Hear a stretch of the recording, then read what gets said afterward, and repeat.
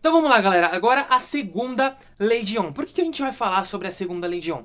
A segunda lei de Ohm ela é muito importante na transmissão de energia por corrente alternada, mais propriamente dito. É um cálculo muito importante porque nos ajuda a saber mais sobre o material e também sobre a condução de eletricidade dele. Se eu vou ter muita resistência no meio do caminho e, consequentemente, perda de energia, o que é uma situação que eu não desejo. Então eu preciso fazer esse cálculo para saber exatamente qual fio que eu posso utilizar numa determinada transmissão de energia para que eu consiga o resultado esperado lá quando chegar na minha subestação para rebaixar ou elevar ainda mais a tensão.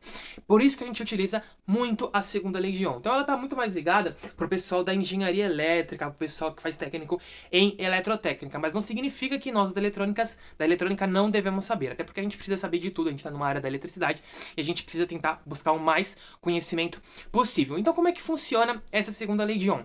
Basicamente, ela quer definir a resistência num único condutor. Imagina que eu tenho um determinado fio, imagina que essa caneta seja um fio aqui, e eu queira saber qual que é a resistência entre o ponto A e B desse condutor, justamente para mim conseguir fazer esses cálculos de perda de energia durante o meu processo de transmissão. Então vamos supor, novamente, eu quero saber a resistência dos pontos A e B. Como é que isso funciona na prática? Bom, o material ele vai ter uma propriedade intrínseca dele de resistência à passagem de corrente elétrica, que no caso do material, dos átomos daquele material, a gente vai chamar de resistividade.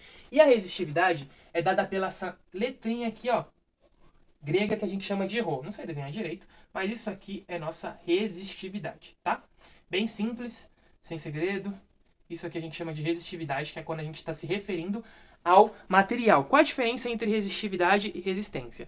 Quando a gente está falando de material, de átomos, de ligação atômica, a gente tem uma resistividade. Então a gente está falando ali de um determinado material. Quando a gente está falando de um objeto, por exemplo, como por exemplo a lâmpada, a televisão, o videogame, a gente está se referindo à resistência. É um objeto ali que tem várias partes eletrônicas e quando você mede a resistência total dele, ele vai ter, obviamente, como eu acabei de falar, uma resistência e não uma resistividade. Agora, o elemento que tem dentro dele lá, por exemplo, as trilhas são de cobre. Aquelas trilhas de cobre ali vai ter uma resistividade e não uma resistência. Basicamente, essa é a diferença entre as duas. Aí, olha que interessante. Eu ainda tenho o L, que nada mais é que é o comprimento do cabo, certo?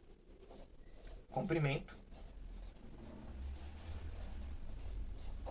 E tenho a minha área de seção transversal, que nada mais é do que a minha bitola do fio, a minha grossura propriamente dita. A gente chama isso aqui de área de seção transversal, ou simplesmente área. Quais são as unidades de medida, né? Vou fazer a análise dimensional disso aqui. Bom, a resistência a gente sabe que é a letra grega Ohm. A resistividade é Ohm por metro. Faz sentido, né? Se eu quero saber a resistividade de um material, eu preciso saber a resistência dele em cada metro. Por isso que é Ohm vezes metro. E aqui eu tenho o meu comprimento em metro, obviamente, minha área em metros quadrados. Basicamente, se eu fizer a análise dimensional aqui, vai cortar metro com metro com metro quadrado, vai sobrar só Ohm, e por isso que quando você for fazer o cálculo, descobrir a resistência do condutor, você vai ter ela em ohms. Muito simples, sem segredo nenhum. Agora vamos fazer a análise física disso aqui, né? Por que a fórmula é dada desse jeito? Bom, vamos pensar. A resistência, ela vai ser proporcional a quê? A resistência desse condutor vai ser proporcional a quê? Vai ser proporcional à minha resistividade, certo? Se eu tenho um material que tem uma certa resistividade, é óbvio que ela vai influenciar na minha resistência. Quanto maior essa resistividade, maior a resistência. E por isso, elas são diretamente proporcionais. Quanto menor, também menor a minha resistência.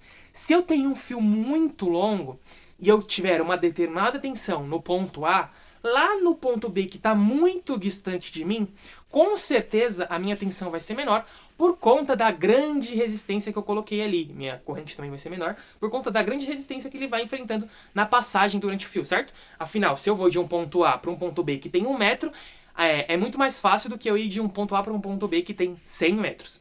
E logo, o meu comprimento, nesse caso, vai ser diretamente proporcional à minha resistência. Quanto maior o comprimento do fio, por isso que a gente está falando de transmissão de energia, porque é onde a gente tem o maior percurso, maior o comprimento, maior também a minha resistência, certo? Agora vamos pegar e olhar a nossa área de seção transversal. Se eu tenho um corredorzinho pequeno para o elétron passar, ele vai sentir mais dificuldade. Ou seja, a resistência para ele passar naquele corredorzinho apertado vai ser maior. Se esse meu corredor for maior, ou seja, a minha área de seção transversal for maior, mais fácil, mais elétrons conseguem transitar por esse corredor. E aí, obviamente, minha resistência sobre condutor, no nosso caso, ou corredor, como eu dei do exemplo, vai ser menor. E por isso que a minha área de seção transversal vai ser indiretamente proporcional à minha resistência. E basicamente a gente apresentou aqui a nossa segunda lei de Ohm, muito utilizada para transmissão de energia.